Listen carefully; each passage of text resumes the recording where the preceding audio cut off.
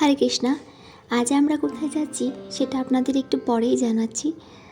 আর এখন সবাই দুপুরবেলা প্রসাদ পেয়ে বেরিয়ে পড়েছি। এখন যাচ্ছি মেট্রো স্টেশনে। আমি তো মেট্রোতে বহুবার উঠেছি, তবে বৃন্দাকে নিয়ে এবার মেট্রোতে প্রথম ওঠা। তো এবার আপনাদের জানাবো যে আমরা কোথায় যাচ্ছি। আমরা আজকে যাচ্ছি কলকাতার পাশেই একটি বিড়লা মন্দির অবস্থিত। তো শুনেছি মন্দিরটি স্থাপন করতে 26 বছর লেগেছে। এই মন্দিরের কাহিনীটি আমি আপনাদের সাথে একটু পরেই শেয়ার করছি। আর এই যে আমার গুণধর মেয়ে বৃন্দা মহারানী, যে বাড়িতে এক সেকেন্ড বসে থাকে না, সে মেট্রোতে উঠে এক জায়গায় স্থির হয়ে বসে থাকবে, এটা আমি কখনো আশা করিনি।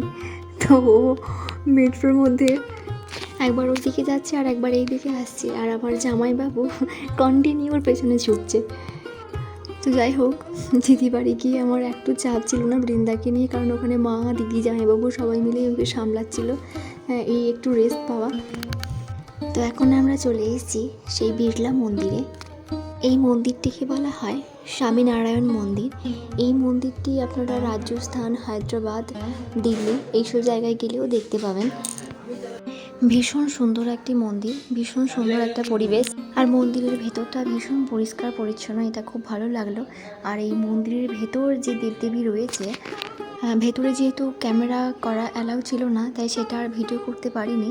তবে এই মন্দিরের ভেতরে রয়েছে স্বামীনারায়ণ, সীতারাম, ঘনশ্যাম, রাধাকৃষ্ণ এবং আরও কিছু মূর্তি ছিল, যেগুলো এই মুহূর্তে নামটা মনে করতে পারছি না।